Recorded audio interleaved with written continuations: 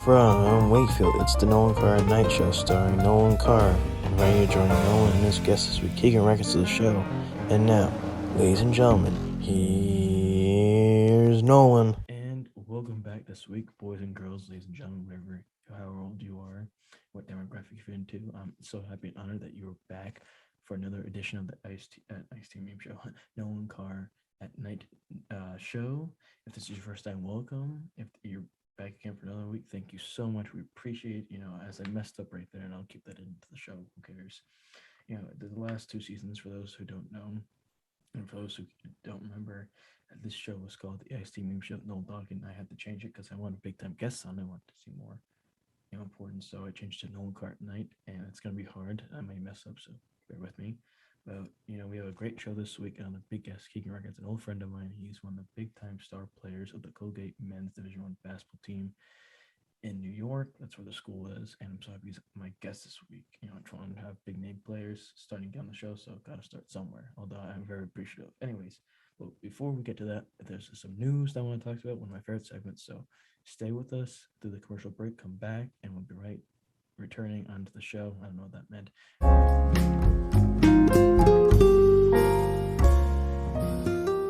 Back to the program, ladies and gentlemen. I want to thank you for staying with us. Now it's time for the segment we've all been waiting for. One of my favorites, really the only one besides the actual interview, and it's Nolan Carr. New, the Nolan Carr at night news portion of the show, where I tell current events, stories, jokes, to my best ability, but sometimes they're not great. Without further ado, let's get to it. The first news story of the night, as Alabama was in the news this past week, as cases in the state are spiking again. The governor said it's time to start blaming the unvaccinated folks. That's like saying the Big Mac you ordered was shit, so you complain to the cook who made it. The only person who's at fault for this is the governor, just like how Jamie Spears' dad is at fault for all her risky Instagram posts as of late from her. That was a good one. In some news that'll make Antifa and cause liberals cry, like election night 2016, President Biden's new poll numbers dropped to 50% in Gallup's opinion poll, according to recent reports from last Friday. Democrats are more worried about this than Bernie Sanders and Elizabeth Warren not getting student loan debt canceled again. I mean, actually, having that happen. Boom, I like that joke as well. Morgan Wallen made headlines again last week as he sat down Michael Strahan for his first interview since using the racial slur in that video. While saying he only used it playfully, it's like saying Nazis made the prisoners take the showers for their hygiene even after death. Why is it when a white man does this, they make it seem like they were dumb, like they tricked their friend into doing something for them? Like, just own up to it, or don't even do it. I butchered that joke tremendously. Sorry. A story of fast turnarounds of sorts. The Cleveland Indians of the MLB have dropped the Indian part of their name and will be switching to the Guardians after years of backlash. They were faster on this than Josh Gordon getting suspended again after just getting reinstated to the league. A story first, the Minnesota Vikings assistant coach Rick Dennison has parted ways after refusing to get the COVID vaccine. I combined both those words together. Having Kirk Cousins was bad enough. Now they lost a coach who seemed to drink too much of the Fox and Newsmax Kool-Aid as of lately. But then again, if you can live in Minnesota, then you can certainly get a little fucking vaccine. So man up, you're making all that money, just get it. A story perplexed us. It's so hot in Dubai recently that the government of Dubai had to create artificial rainstorms. I would think the country could do without one or two more mega one or two more mega skyscrapers, just like how you think Down Jr. could go 1 or 2 days without another Coke binge. But then, hey, addicts and rich people are going to be addicts and rich people. Don Jr. is not rich. Don't get that wrong. Just when you think Mickey wasn't in the news after losing to Darius Saric recently, or wasn't in the news anymore after losing to Darius Saric, it's official as LeJonis James has become the first active NBA player to earn $1 billion. The 8-3-2 doesn't if the 8-3-2, geez, I'm stuttering. If the 8-3-2 doesn't spend his money on voting rights and technology like every other rich Democrat does, then I don't want the receding hairline James anymore on television. Get him off. Dak Prescott gained even more haters, but gained more Texas Trump fans as he said, "quote I think that's HIPAA," after being asked if he has received the COVID-19 vaccine during a training camp press conference recently. For a man who thinks he's worth $200 million, he's sort of acting like he's worth 500,000. a Christmas type of day for Democrats, as a video was posted with a man in Montana confronting Tucker Carlson, calling him quote the worst human being known to mankind end quote at a sporting goods store recently. You know you're fucking pathetic when a man from Montana shopping at a gun store probably or a Bass Pro Shop is saying you're pretty fucking shitty. Boom.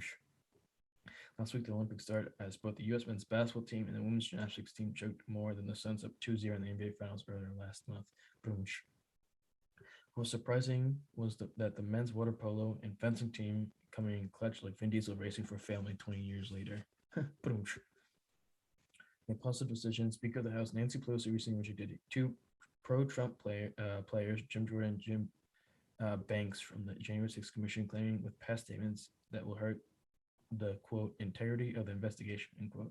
And just like kindergartners not getting a sleepover with their friends, the Republicans soaked and pouted before Kevin McCarthy removed all Republicans from the committee like he was a Marine general taking troops out of the Middle East. Boom. Grow the fuck. In some family news, President Biden nominated Caroline Kennedy for Ambassador of Australia and former Senator Ted Kennedy's wife, Victoria Kennedy, for Ambassador of Austria. Democrats were pissed about Ivanka and Jared Kushner serving in the government. I'm sure the Republicans won't enjoy it unless, it's the anti-vax friend Robert Kennedy Jr. And some commerce-tech news, a restaurant in Huntington Beach. This is weird. A restaurant in Huntington Beach, California is now asking diners to show, like people eating, to show proof that they haven't received a COVID vaccine before entering. If I couldn't be more confused about what California is doing, this is a first of many confusing times. Just like Marjorie Taylor Greene trying to state facts. I don't know where I was going with this joke, but we're here anyways. Finally, to round out the news cycle here at Nolan Carr at night, legendary pop star Pink offered to pay the fine for the Norwegian women's volleyball team this past Monday after they refused to wear the proper attire for the volleyball match. Props to Pink for paying off a bunch of people she'll never see just so she can stay relevant after letting her kid cross-dress a handful of years ago. That's what happened in the news on the Nolan Carr at Night Show. Stay with us as we're back with our dear guest, our big-time guest this week, Keegan Records. See you soon.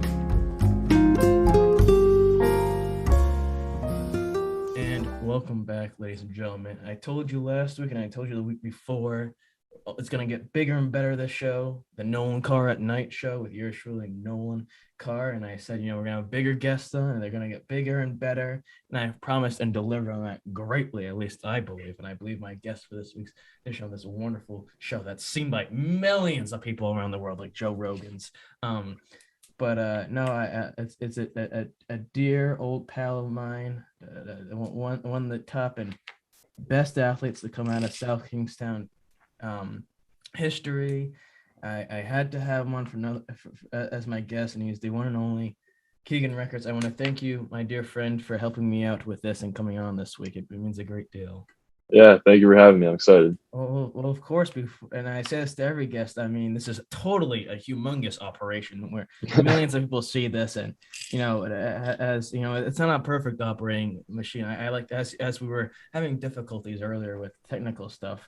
Yeah. This is more like a 20-year-old car, the operation having it stop and go than a new 2022 car. So we're trying our best, but when years from now, when this becomes big time, because I know for a fact it will be, and they'll be looking back, they'll be like, holy fuck, look at this amazing episode now with Keegan Records, now an NBA player, he's making billions of fucking dollars, and Nolan Carr, the next incarnation of Johnny Carson is tremendous. But no, I thank you for this, and I know you're you're getting busy as the school year approaches and probably training at camps and all that stuff, so I appreciate you making the time. I'm curious at this point. I know football has it, but what's on the schedule in this current juncture for the season coming up? Any camps as such? Yeah, so I'm actually headed back to school this weekend. We're going to be there for like a week, 10 days. Basically, so we actually like host like a little kids camp. So, we're like the camp counselors. Yeah. So we do that for like 5 days, and then we just practice at night after we do that. But like I'm home right now. I've been home for probably 80% of the summer. So yeah, when you're home, just play as much basketball as you can, lift weights, run. Just gotta be ready when we get back, start practicing. So now, especially that you're becoming big time over there and having a bigger role, you gotta provide the other half of the game. So that was gonna be my question. So you've been more here in Rhode Island than you've been up there? Yeah, so far this summer, I want to say I've been there about 7 days, and then another seven days this week. So we're only there in a normal summer. It'll be closer to 20 days instead of like 14. Now, Um, now, how often are you? I mean, no, I shouldn't say how often because obviously you just answered that. So I'm like a short bus guy for a second mentally. For you though, when do you like officially have to be back and in action for the season? Obviously, it's not till the winter time, but still, I'm sure you have to be there early. yeah, so we go back to school. Like all the other students go back. I think it's like August 24th, something like that. We go back the August 20th, so just a couple days early. But we start practice right when we get there, a couple days a week. And then once we get closer to the season, I don't know what the exact date is. It's in like mid-September sometime.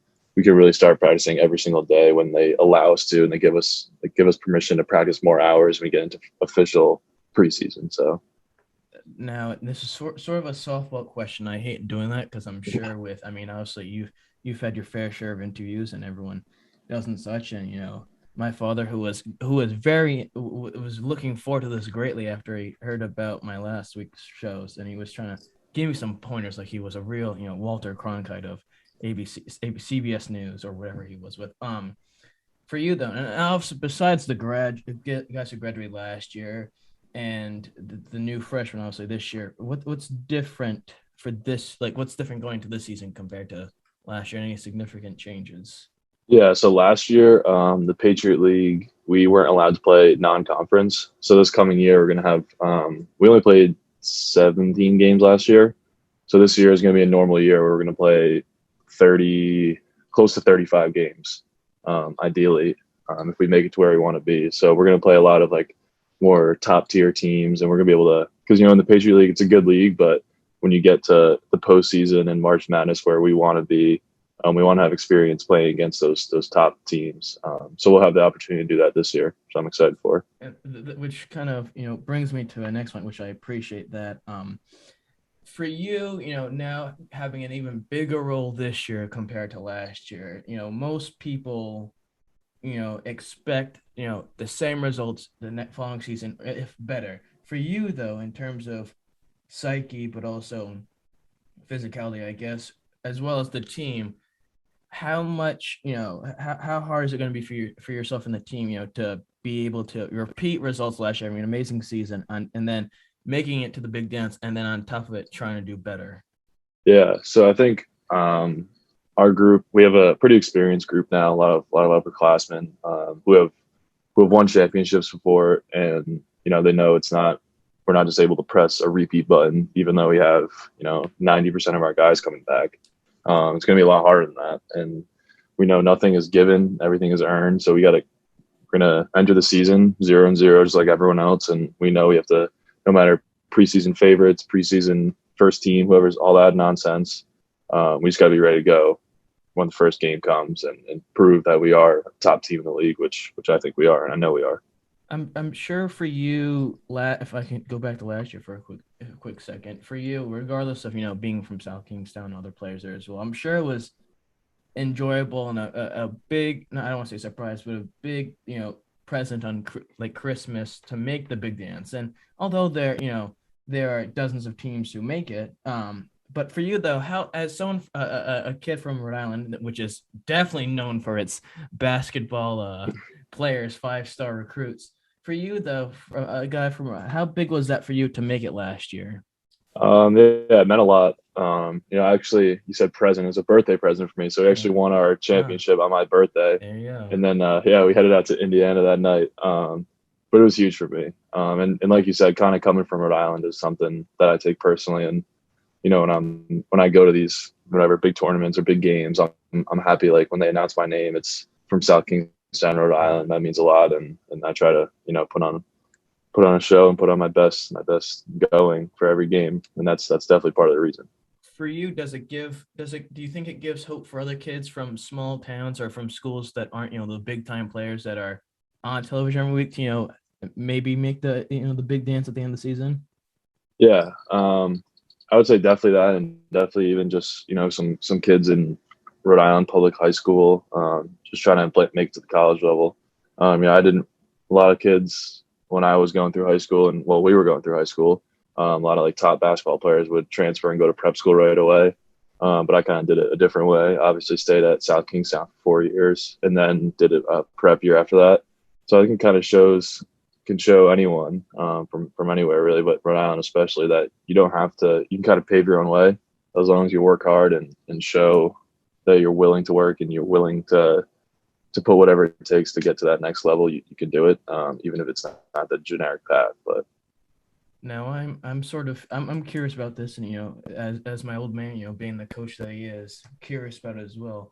Obviously last year, a great end of the season, the league champion, making the tournament, and then I'm gonna be completely honest, as I do on the show, getting lit up by Arkansas a little bit in the first round. And in terms of school level, because my dad, as the tennis coach, always talks about the school level between his team, a bunch of raw players compared to Hendrick and schools like that who are practicing year round. For you though, and I mean the team, I should say, the level of skill level, I'm sure it was a different level for a school like Arkansas compared to your school. I would like a little insight if you could on that different level of play from both teams. yeah, definitely. I mean, they have a star player, Moses Moody, who's going to be a top 10 pick, and it's not obviously in the Patriot League. You're not playing against top 10 picks all the time, and just I mean, even big schools, their conferences, they're not playing against top 10 picks every day. But yeah, I mean, those schools, those guys, a lot of those guys are bigger and faster. But when the way we went into the game is we had a mindset of they might be more skilled and bigger, but like if we play as a team, we know we can do certain things to kind of take advantage of that in a way. Because some of them like to play for themselves rather than I think Colgate plays as a team. One of the biggest things that we talk about is we take our shot. So if I shoot the ball, it's everyone's shot. It's the point guard shot. It's everyone's shot on the floor. And I think a lot of teams don't really have that mindset, which I think is something that really helps us out against those bigger and more skilled teams. For you, and I know that you had that extra year at St. Andrews. So for you, though, it's sort of similar to the previous question and the one I asked about a bigger role for you and trying to repeat performance last year. For you, though, obviously 4 years at SK, part of 1,000-point club, did very well there. Probably one of the top three. I think one of the top three players there of all time, besides another kid who graduated with us. For you, I guess obviously, I mean, I would think to it maybe a greater degree, that extra year, was more similar to, I would think maybe than SK. But for you though, adjusting from going from SK, one of the greatest players to come out of that program, to then after the extra year, then going to Colgate, where you're now a small fish in a big pond. Was it hard for you to adjust to that, or is it something where like I'm living, breathing, and dying by this sport, and it's not as hard to transition to it? It was definitely a tough transition basketball wise. I'm not going to say because I wasn't playing as much or the star player. I committed to Colgate because they were a winning program, and the coaching staff and all the players had the right mindset. And some other schools kind of settle for just being average, and that's not what Colgate was. So I have the same mindset as all of our players and our coaches, which I think is why I'm such a good fit there. I was okay coming off the bench. Freshman year, some of my coaches, when they recruited me, probably didn't think I would have as much of an impact I did my freshman year. But I just came in with a mindset I'm just gonna work my ass off, and I eventually got playing time, averaged a little over 10 minutes a game my freshman year. We had a really good team, so I knew I wasn't gonna start it and be that guy, but a little over 10 minutes a game, doing my job, couple points, couple of rebounds, and in stretches where they needed me, give the more veteran guys a break. And now going sophomore last year, I started, so just keep making my way up and take more and more of a role as my career goes on. Now, as as it's now making the big dance and doing well in the Patriot League, and then St. Andrews, I'm sure you did very well there. I don't have that research, that would have taken extra time. But for you though, and I mentioned SK, for you though to do well there, and then last year and the other year doing well with Colgate, was it, sort of, like a relief or, like a sigh that, this hard work you're putting in as well? Because SK, I don't know, and they've had their struggles over the years with their program, but for you, that was a kind of like, finally, my stuff is coming to, fruition, that my skill was paying off because, SK, struggle, the team, struggling some years to, make it into the playoffs, and some years they're not.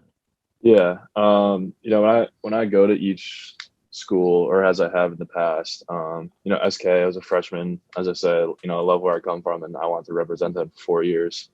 And one of my biggest goals was to win a state championship, get to the Ryan Center, which is basically in our backyard. And we did complete that our senior year, which was an awesome feeling. And then, like, looking up, I was like with my family, and I always look up. That's pretty cool to have them. They knew that was one of my goals, so I work really hard and see them. And then I get to St. Andrews, and I wanted to prove to coaches, get recruited, that I'm a Division I player, but at the same time win a championship. And we did win the New England prep school AA championship up there, which was an awesome thing to as well. And then get to Colgate. I won, put a Patriot League ring on my finger. And freshman year we lost in the championship game, and then it was literally the day after everything got shut down, COVID. Yeah. And then sophomore year came, and we finally won that championship and made it to the big dance. And again, my parents were socially distanced from us at in Indiana, but it was pretty awesome. Starting, hear your name, the starting lineup, run out, turn around, see the family up there. So I set goals, and I have been lucky enough to accomplish a lot of them. And obviously, it's just not me; it's being in the right place at the right time, in the right program, really. But yeah. For you, I mean, obviously it's a big accomplishment to be part of it, the 1,000-point club. For you, that was it important for you to get that milestone before you graduated? Yeah, it's something definitely in my head. Maybe not, as a freshman in high school, but because I didn't play varsity my freshman year. I just made it a goal that I wanted to, be on the team and be on the varsity team as a sophomore. And I did that, and then I started to play, really well. Got starting minutes and scored a lot. And then I'd say senior year, after junior year, I was like, I can't do that. And I was actually playing a game at Hendricken, and I just in transition, like the ref blowed the whistle, and I was like, what's going on? I was like, and then I actually got my 1,000th rebound, and I was like, Wow. I got that for 4 points, and then I think it was like maybe 4 games after that. I got it again with my family there. It was one of my last games in our home gym, which was even better feeling. Yeah. Doing it in the home gym. But I wouldn't say it was a goal. I'd say as senior year rolled around, I was like, yeah, it's definitely something I want to do. But it just came naturally, not forcing any shots or anything like that. But it was cool. You Yeah. don't want to be acrobating out there like some other players a year or two after you doing. I talked last week with Montana Friselli. I'm sure everyone should check out that episode, definitely. About egos last week and things of that nature. Now, for yourself, a Division I basketball player, it is known for for lots of players to transfer to different schools to get the playing time that they think they should have instead of what they deserve. And I don't know what it's like where on your team or your conference. But as a college athlete, though, and a Division I athlete, nonetheless, how do you decipher that? All these players, complaining about playing minutes, and you see at URI that they've had their fair share that the last 2 years. But for you, how do you decipher this for players who bitch and moan about this and then whine about not getting their playing time, so they transfer to 5,000 different schools? Yeah. Transferring is obviously a huge thing right now. I think this past year is over 1,000 names. I want to say maybe even close to 2,000 names in the transfer portal. But, I was talking a lot about, programs and what they mean to me. And Colgate was obviously a program that took a chance on me and offered me a scholarship. And I was just, my mindset, and I won't transfer from Colgate. I'm going to, graduate there, get my degree. Because they took a chance on me, and, it's paid off a little bit so far, but obviously going to keep it going these next 2 years. Yeah. Keep proving that I was a good risk to take. But yeah, I mean, a lot of players kind of think like, I'm not. Maybe they think they should be playing more, or the coaches kind of know maybe they shouldn't be playing more, and so they'll just enter the transfer portal and try to find a different home where they think they can get more time, or even if they're playing out the whole game where they think they can have the ball in their hands more.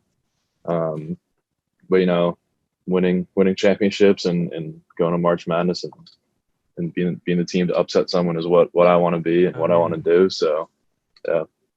For you, I mean, you've traveled many miles as a basketball player over years of playing, but then in college, obviously you're traveling to other teams. And I just mentioned in the last question, ego. When you were traveling on your team, I mean, Montana mentioned that kind of he didn't give names, and obviously I'm not saying throw your teammates under the bus, but for you, on your team or in the teams you've played, have there been any situations where you've seen any of these issues with egos with certain kids, regardless if they're big time players or not? Not really on my team. I'd say Colgate's. I haven't seen that at all. I think all of our coaches and the team as a whole, we kind of keep each other in check, and we know, like all of us know, like none of us can go out there 1-on-5 and beat anyone. So like you need your 4 teammates next to you. Yeah.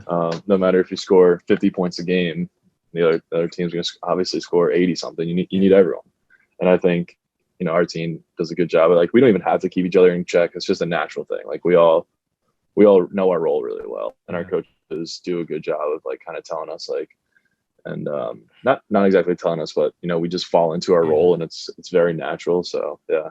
So I haven't had that problem. So you don't want any fucking Braden Connor Keels on the team, although that's more of false ego. I had to do. I know you're friendly with them. At least I think so. I had to throw that reference in there. Apologies in advance. But I mentioned I got to go backwards again in this for this next part. But for you going to the program, obviously you mentioned how well you impacted you did for SK and St. Andrews, and then you mentioned your first year not studying. For you though, going from starting in high school and then the extra year to then be on the bench your freshman year, how much of a teeth clencher and ego like relaxer did you have to do that first year?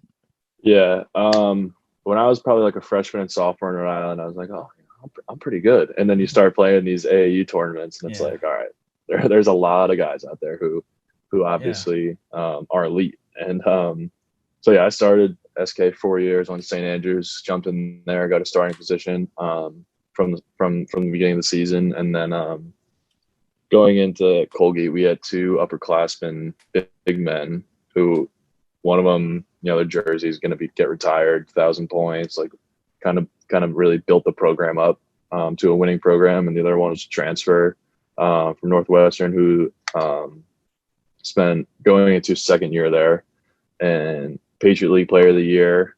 So I'm gonna sit back, watch, and I kind of took that opportunity instead of getting frustrated to learn. Those 2 upperclassmen my freshman year taught me a lot. His name's Will and Rap. Both taught me a lot. Awesome guys. So I wouldn't say I was frustrated at all. I was kind of excited because everything they did on the court during games and practice, I knew I was gonna use and I was gonna learn for. I used them all last year and learn like use their moves and stuff like that, their mindset last year. And I'm gonna use it for these next 2 years going forward. And I hope I can, when I'm a senior and a junior, I can teach that on the younger guys. So. For you, one of the last few things I want to ask, as I mentioned earlier, obviously Rhode Island's not even wrong, but the region of New England to a degree isn't known for its 5-star recruits and big time players. I'm sure there have been some over the years, but not necessarily known like that as the West Coast maybe or in the South. For you though, from Rhode Island, in this region of the country, and obviously this is a few years in advance. There have been some players who've gone the distance and made it to the league. Eric Murphy, a few others over the many years of Rhode Island college basketball and stuff like that. For you, though, how far on the horizon is that for you in hopes of maybe one day making it to that portion of your basketball career? Yeah, playing professional basketball is something I've always wanted to do. like I said, I've had certain goals, and that's one of them. And I'd say like through SK, I kind of worked for 4 years, found that St. Andrews lined up for me, and then I worked there and found Colgate lined up for me. So I'm going to work at Colgate for these next 4 years, maybe five, because we get our fifth year because of COVID. So I'll work my ass off and see kind of what really opens up, and obviously that's a goal, and I'd love for that to happen. Obviously nothing gets handed to you, Yeah. so you're gonna have to fight, for 200 other guys trying to play professionally, Yeah. in the NBA specifically. But I'd be happy playing in Europe, but definitely I want to play professional basketball, and that's been a goal of mine, and I'm going to do everything I can to achieve that.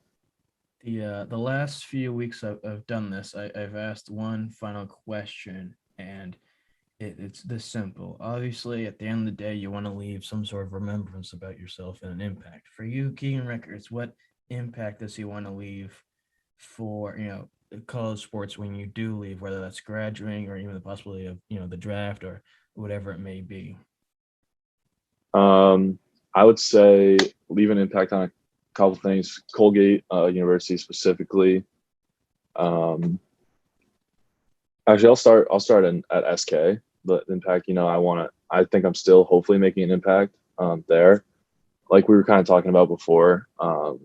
Like I want to let kids know, like it's not all easy. You got to work, and I want people to like have faith and like understand that coming from maybe the small town around you, you can do it. And the impact I want to leave at Colgate is I want to be like remembered as a strong student athlete who was loved on and off the court, and just someone that coaches go out and look for when they go out and recruit. Um, yeah, in a winning program. That's the impact I want to leave on the program is winning. Yeah. Yeah, you want to leave. You don't want to leave an impact on a losing team, because then it's not as fun. But I thank you, for your time doing this for me. I appreciate it greatly. I'll say it 1,000 more times. So I'm sure you really want to keep hearing that. But no, I appreciate. I thank you for making the time to do this week.